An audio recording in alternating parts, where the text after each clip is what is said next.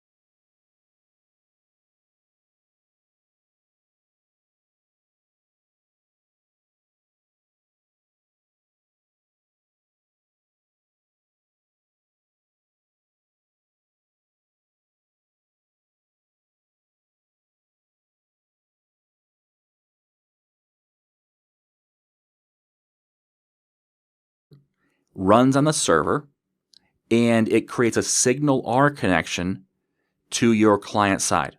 There's a little JavaScript library that's included that you don't have to touch. You don't have to even know how it works. It powers your application and tracks what's changed. And then it sends those changes over the wire back and forth between the server and the client. So your C# code acts and runs and feels like it's all on the server, and it is. Your C# code never leaves the server. But the actions go down to the client, and the client's responses come back up to the server. And that all happens across the SignalR connection. On Blazor client side, you are creating client-side libraries in C# and you are downloading them to the client. So the client will download .NET Core, essentially. It's a shrunk down version, about, I think, 2 megabytes now, of .NET Core, and it will download your DLL, your C# DLL, and it will run that C# DLL on the client. So the benefit of Blazor Server is that you get all your code stays on the server. There's no proprietary issues. And you have that real-time connection still. So you still have that single-page application. The benefit of Blazor client side is that all of your code runs on the client, which means it's much easier to scale because every client is doing the work for themselves. Now, the downside of Blazor Server is you're reliant on that Signal R connection.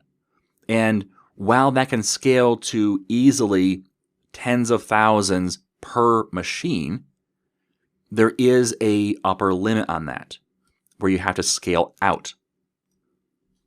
The downside of Blazor Client is that your code runs on the client, just like it does in JavaScript.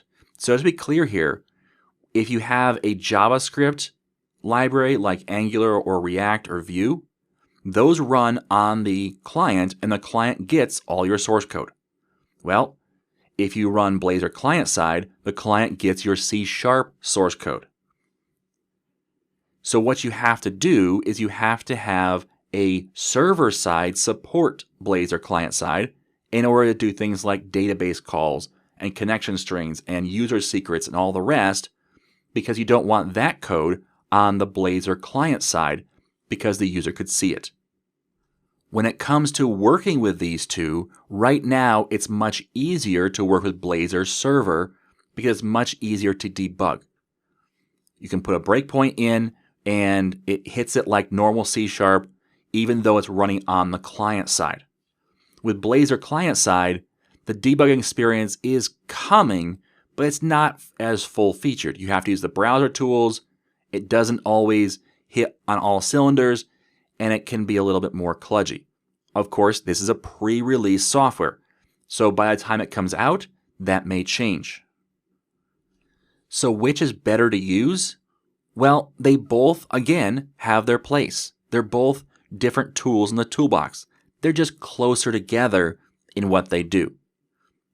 So the way I see it, and this is, again, a personal preference, is that Blazor Server is probably the way that I would lean for most of my applications, because it allows me to do client-side work in single-page application styles, but it gives me that that safety and security of running C# code on the server. However, if I wanted to have an app that had offline support, or that could run Electron or something else where it's a desktop type app, but it's running a web client, then I would have to go with Blazor client side, because Blazor client side can work offline. And I think that's really where it really shines. So for me, if it's a website that's going to be always online, Blazor Server. If it's a website that needs to be offline sometimes, Blazor client side. And you may find a few more nuances than that, but that's the basic rule of thumb that I have found that works. Okay? Number 3, is Blazor Server scalable? So we talked about the fact that it's a Signal R connection. It's an open connection between the client and the server.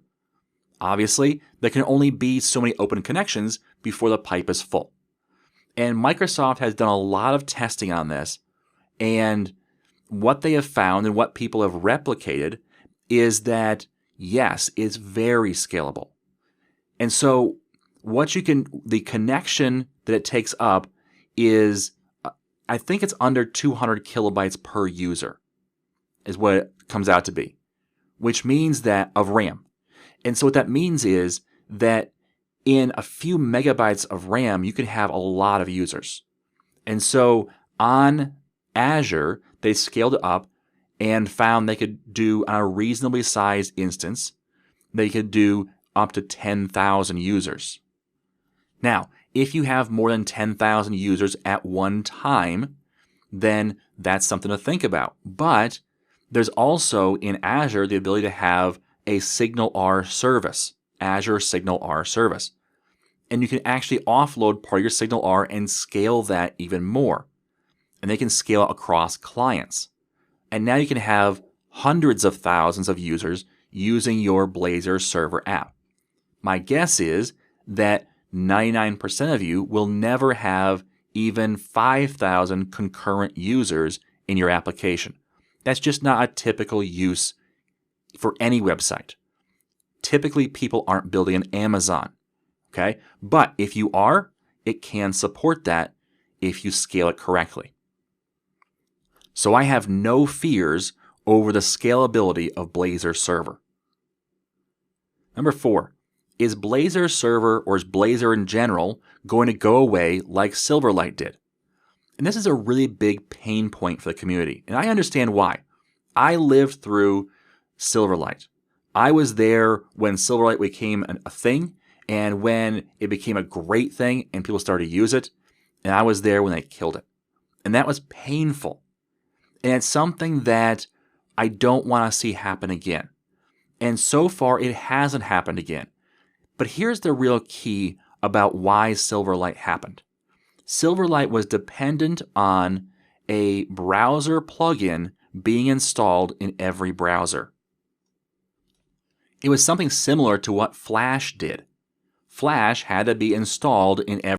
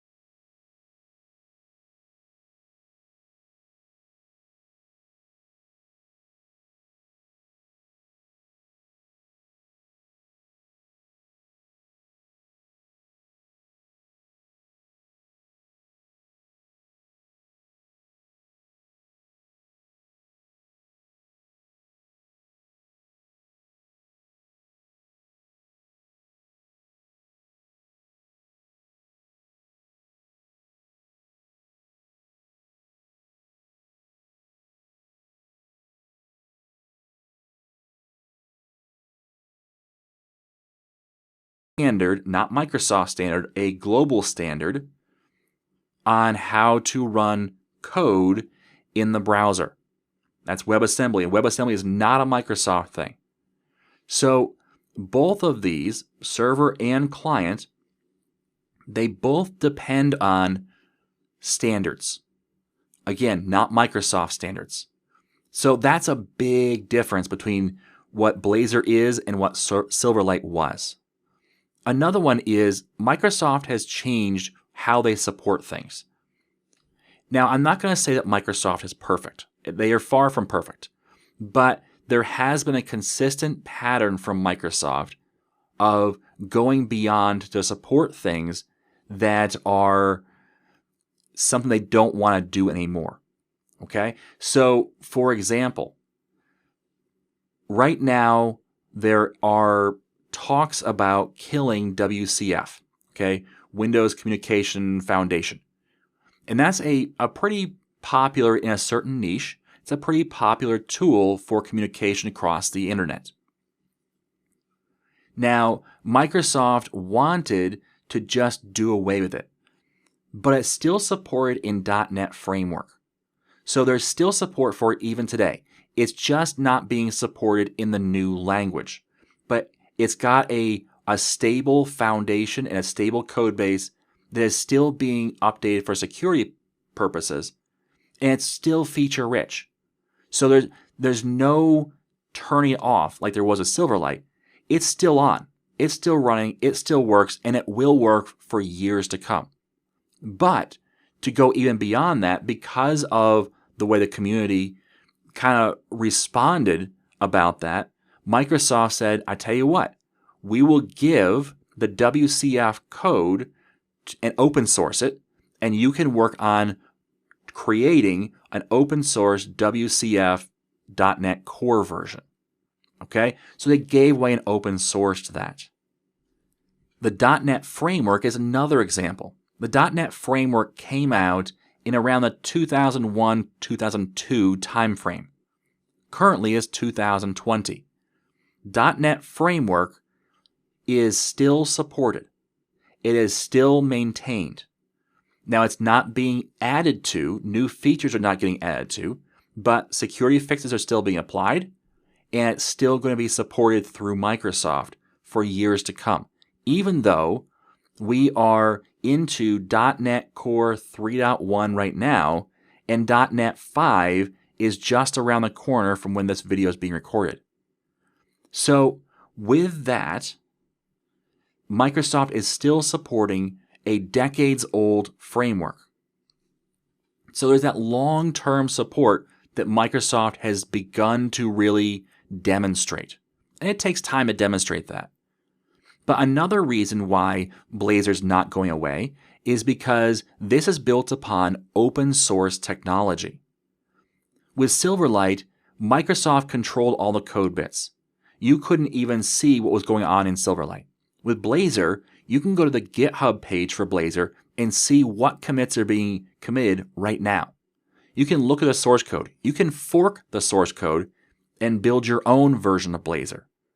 So it really can't go away like Silverlight did, because even if Microsoft said no more, we could still fork that code and keep moving on.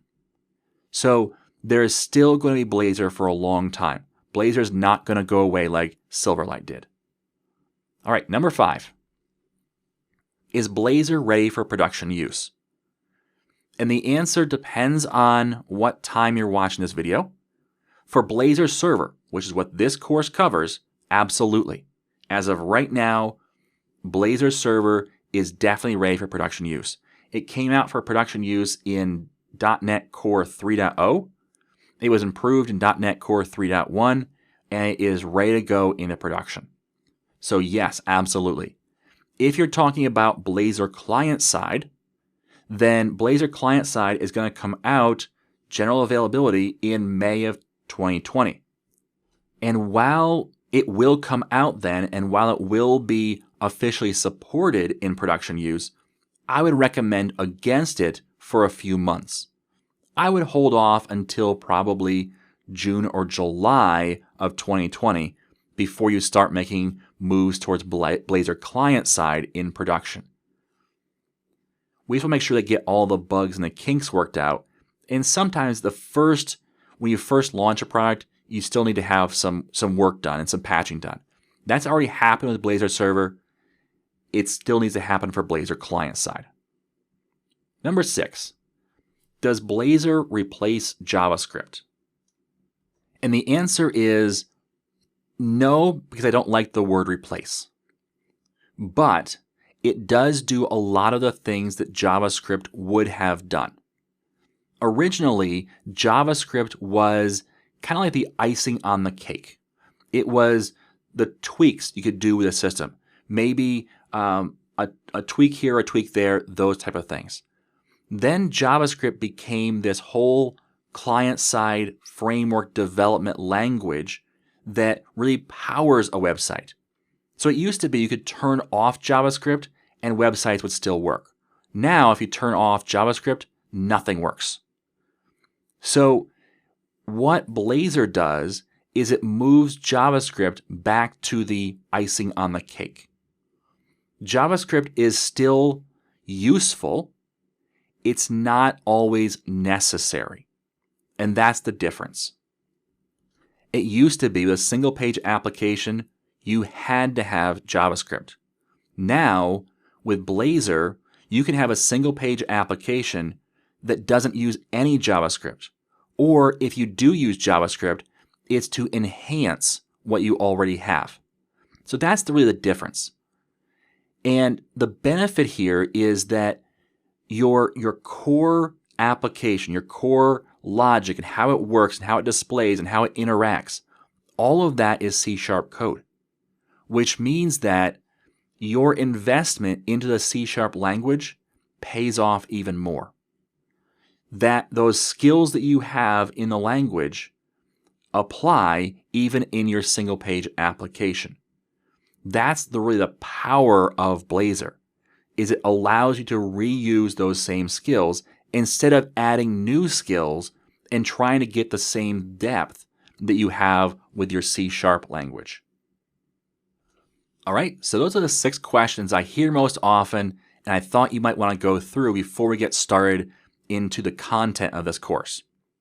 Now, let's move on to the next video where we'll cover what's actually in this course.